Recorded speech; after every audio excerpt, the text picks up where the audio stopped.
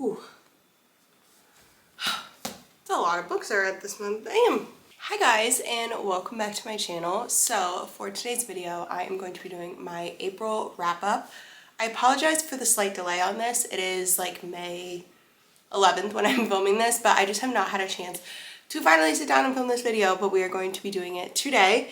And I'm very excited because I did a very good reading month in April. I read a lot of books, so yeah, we're just going to get right on into it. In total, I read 8 books this month, and I have a mix of half of them are romance and half of them were fantasy, actually. Exactly 4 and 4. So without further ado, let's jump right in and I'll kind of give you guys all my thoughts and opinions and everything on all the books that I read this month. First up, we have Wild Side by Elsie Silver. This one is a part of the Rose Hill series, which if you've watched any of my videos, you know I'm obsessed with Elsie Silver. I love her writing so much, but I hate to say that this was probably my least favorite of all the books that I have read of hers. I gave this one 3.5 stars, and the reason that I didn't give this as many stars is there's one really big thing that I just could not get over that kind of icked me out throughout the whole book, and it was the fact that he was a pro wrestler. I don't know why. It just, like, every time I read it and every time they would talk about it, I was like, I can't do it. I enjoyed this one otherwise, but that part, like, really, for some reason, I could not get past it. And then also, I felt like the plot was just a little bit messy and kind of all over the place and just wasn't as, like, well thought out as some of her other books. But otherwise, I did still enjoy it. I love Elsie Silver's writing, and so I'm gonna enjoy probably any book that she writes. I think this one might be my least favorite of what I've read from her so far. This is about Tabitha and Reese, and Tabitha's sister passes away, and so she goes to her house to kind of clean things up, and then she meets her like grumpy landlord who also that Tabitha's sister actually put him as the guardian over her son instead of Tabitha, and Tabitha assumed it was going to be her because she's the sister. And so now they're kind of fighting, not necessarily fighting for custody, but obviously they want to do what's right by the kid, but they live in 2 different cities, and so they're trying to kind of figure out what to do. He also is not from Canada where they live. He's from the United States but lives in Canada part-time throughout the year. So she's like, well, I don't want you to take my nephew and go to the United States, and like I'm never gonna see him.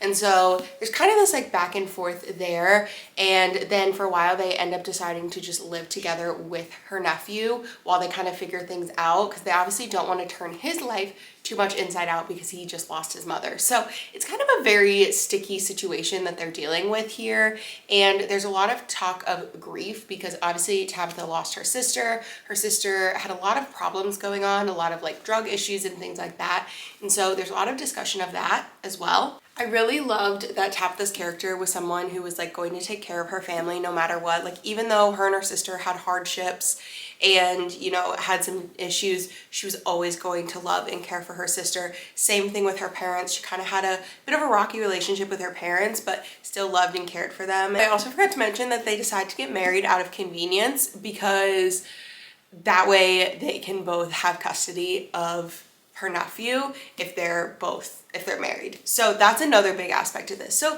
that's what I mean by it's like a little bit messy of just like, because there is this like legality, and Elsie Silver does make a note at the beginning of like, hey, this isn't all actually how it would go down. This is fiction. This is for a story. But I don't know, there was just some like messy parts in there, but otherwise I did really enjoy this one. Then I read the Once Upon a Broken Heart series by Stephanie Garber. So I read the Caraval series, was that earlier this year, I think? Maybe in like January or February? I can't remember, but I read that one. It was kind of middle of the road for me. I think I gave all those books like 3 to 3.5 stars. So similarly to Caraval, this fantasy series is a little bit different than like a typical fantasy series. It's not quite as high stakes. It's more of like a fairy tale-esque. So there's a lot of prophecies and stories and tales and things like that. And this kind of all starts with Evangeline, and she makes a deal with the Prince of Hearts that this man that she's in love with, he's about to marry her stepsister. And so she makes a deal with the Prince of Hearts that they will not get married, but everyone says that if you make a deal with the Prince of Hearts, something bad is going to happen. And a series of bad things continues to happen, and then she tries to make more deals to get out of those bad things that are happening, and it's kind of just a spiraling effect. And that's kind of where the first book is. And then as you get into the second and third book, we get a little bit more of the high stakes. We get more of a romance. Things definitely start to pick up. The third book was probably my favorite just because it was crazy of like what happened. The ending of the second book into the third book was insane. Definitely a very fun series, one that you can really like get yourself immersed into. I read these all back to back. I just was like, I need to know what happens in this story. And once you're in it and you're kind of in this world with all these characters, it's a lot of fun. So I gave the first one 3.5 stars, and then I gave the second 2 4 stars. So if you're looking for a fantasy series that isn't quite as high stakes and is more like a magical fairy tale world, I really think that you would enjoy this. Then I read Lost and Lassoed by Lila Sage. So this is the third book in the Rebel Blue Ranch series. Really was on my cowboy romance grind this month. I read 3 cowboy romances, which like, not complaining. I love a cowboy romance. This one is about Teddy and Gus, and Gus is one of the Ryder siblings, which if you read this series, it's all about their love stories. Gus has a daughter who he co-parents with the daughter's mom, Cam, but Cam is away for the summer doing an internship, and so Gus is sort of on his own, and he's very grumpy, very just likes to do things by himself, but his family convinces him that he needs a nanny because he just can't do everything by himself while taking care of his daughter full-time for the summer. So he ends up hiring his little sister's best friend, Teddy. She just lost her job and she's looking for something to do for the summer. And he very reluctantly hires her. The two of them have never really gotten along. They've always just kind of like, not in a like super intense way, but just kind of like always had little jabs with each other and just bickered and stuff like that. But he reluctantly hires her because his daughter loves her and they just get along really well. So of course, now we have this like forced proximity. She's living with them, and I really liked this one. I will say I feel the way about this book that I do about like pretty much all the books in this series is that while they are very fun, fast-paced romances, they do tend to seem a little rushed at times. Like the romance kind of goes from them disliking each other to like being in a relationship very quickly. And also, I wish that the characters, you got a little bit more depth from them. I feel like at times the characters tend to feel a little two-dimensional, and I just wish that we got a little bit more out of them. These are very short books. Like this one is less than 300 pages. So if you're looking for like a fun, fast-paced romance, I think you would enjoy it. I really like this, but I do sometimes wish I just got a little bit more, you know? And I don't know if I mentioned, but I gave that one 3.5 stars. Then I went into the newest Rebel Blue Ranch book. This is actually the last one in the series, and this is Wild and Wrangled. And I think this one was my favorite one out of the series. It includes a trope that is just like one of my absolute favorites, where it's like childhood friends to lovers, then they break up, something happens, and then they reconnect as adults. And that is just always one of my favorite tropes, especially when you get flashbacks to them meeting as kids, to them falling in love as kids, and then to present day as well. So this is about Cam, who is the mother of Gus's daughter. She was set to get married, but then ends up, the wedding doesn't happen, and her high school boyfriend, Dusty, shows up, kind of whisks her away for the day, gets her away because he knows she's not going to want to be surrounded by a bunch of people when the wedding just got called off. Cam is like, obviously, they had a great night together, but she's like, this can't go anywhere. Like, I just got left at the altar. I need to figure out my life for my daughter and myself. She's like, tells Dusty like, we can be friends, but that's it. She moves into a house and Dusty ends up living in the back house is what she finds out. And so now there's kind of this forced proximity. You get the flashbacks to them as kids. I really loved this one. Something about this trope, I feel like a lot of times they can tend to be a little bit repetitive when you read this trope, but I just eat it up every time. So I loved Dusty's character. He remained so in love with Cam for the like 15 years or whatever that passed. Like he truly was always so in love with her and really just would do anything for her. And even when she was like, this can't go anywhere, like we just have to remain friends, he continued to just think about her and do nice, sweet little gestures for her. And he was truly down bad, and I just really loved reading about that. I loved his character so much, and I really loved how patient he was with her. She obviously had a lot of trust issues after getting left at the altar and just had a lot of things that she had to work through personally, and he was always just so patient and kind and sweet with her, and I really loved it. and I gave this one 4 stars. Also, that book and then the next 2 books I'm going to talk about, I made a whole reading vlog because they are new releases.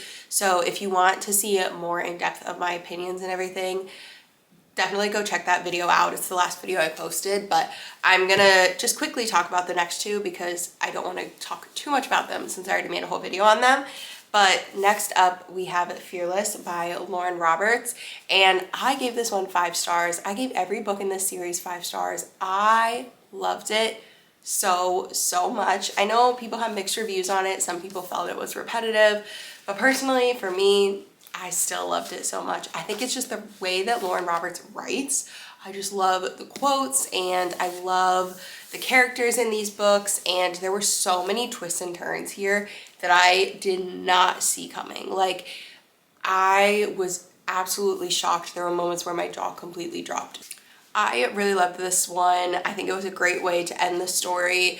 I'm not going to talk too much about it because it is the last book in a series. If you have not read this series yet, I absolutely need you to read it because it is so perfect. And even if you're someone who you're like, I don't usually read fantasy, read the series, because this is the series that got me into fantasy, or at least the first book got me into fantasy, because after reading that, I was like, yeah, I need more of this. Like, I was obsessed. So definitely recommend giving this a read. And then the last book I read this month is Say You'll Remember Me by Abby Jimenez.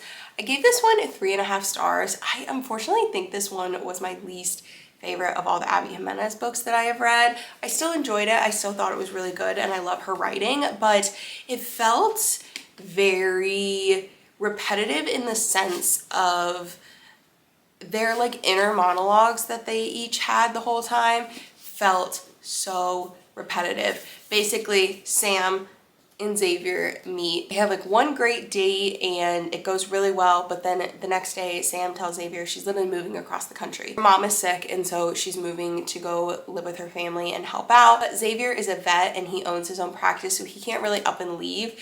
And it was very insta-lovey. Like, after the first date, he's like already thinking like, well, what if I can make it work to like move to California? And it's like, whoa, hold on, you guys had one date. And then when they do finally decide to like do long distance, it just felt very, I don't know, I just didn't love that it was constantly them going back and forth of like, oh, long distance is so hard, I don't know if I can do it. And then one of them comes to visit and they're like, okay, we can make it work. But also it wasn't long distance with like an end in sight. It wasn't like eventually one of them will be able to move. Like, he wasn't really able to up and move his practice. She obviously has to be there for her mom. It just got me kind of bored because I felt like we just kept rehashing the same things over and over again. Sam's mom is dealing with early onset dementia, and so there's a lot of conversations about making memories and the things you remember in your old age, which I did enjoy that part a lot, but otherwise, I don't know, their romance to me, I just wasn't necessarily like rooting for them like you normally are in a romance book. Like, I just felt kind of about them, and I think it's because they didn't get to like really build their relationship very much. They just immediately jumped into long distance after like barely knowing each other. So I just think it wasn't my favorite setup and trope, but I did enjoy Abby Jimenez's writing, which definitely made it a little bit better for me.